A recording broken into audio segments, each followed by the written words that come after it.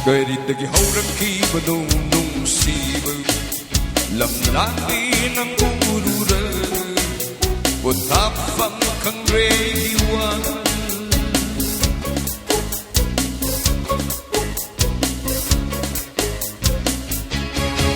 Karitagi haurakkiba nungsiba lamlaki ng urura Potapang kang rayuan Hồng nó xa lơ thầm môi ta vào rất ly và nung si và say cao hân bi nu hắc sang gật thâu ai gật hay nè đi phao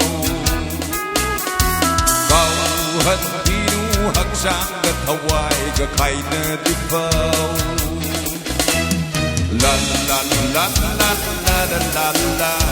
la la la la la la La la la la la la la la la la la la la la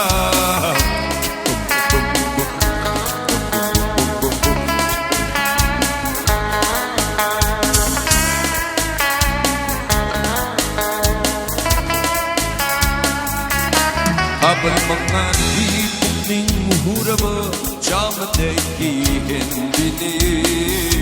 Nang imig labamay itong Kung kinilong sirap magpundin Chamatay kihendini Ko'y kung narapan ng iwangan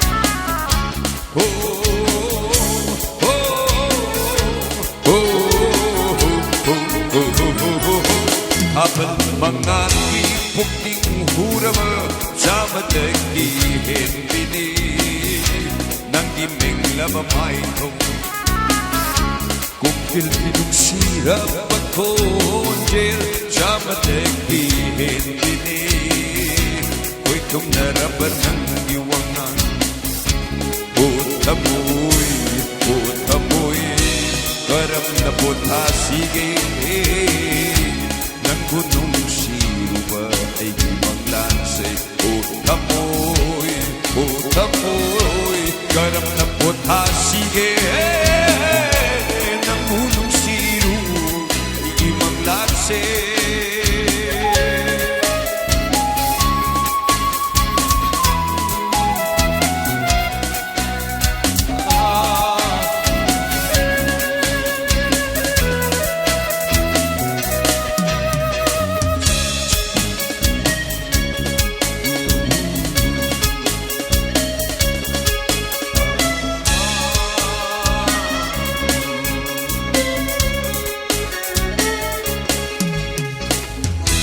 Nung dambanan ay buwahan kay kalabara Hupog ni karam na potasige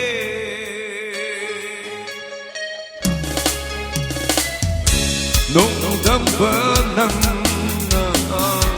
ay buwahan kay kalabara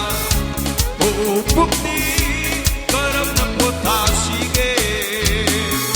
Nang raigi nung siba mo Pagpiramasu Lemli paniba Punamak na Sa kiulina Layhaw rasanu Matampuk mana Layhaw rasanu Matampuk mana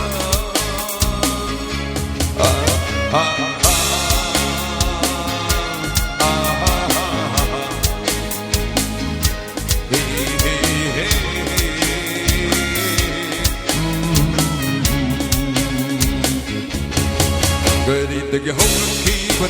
nung siwa Lamlaki ng ururaga Bertapang kang rayuakal Masimu nung sibang ihaw na syara Tamoy na haurakkiba nung siwa say Kauhan binuhang siyang at haway Kakay na dipaw Kauhan binuhang siyang at haway Kakay na dipaw La la la la la la la la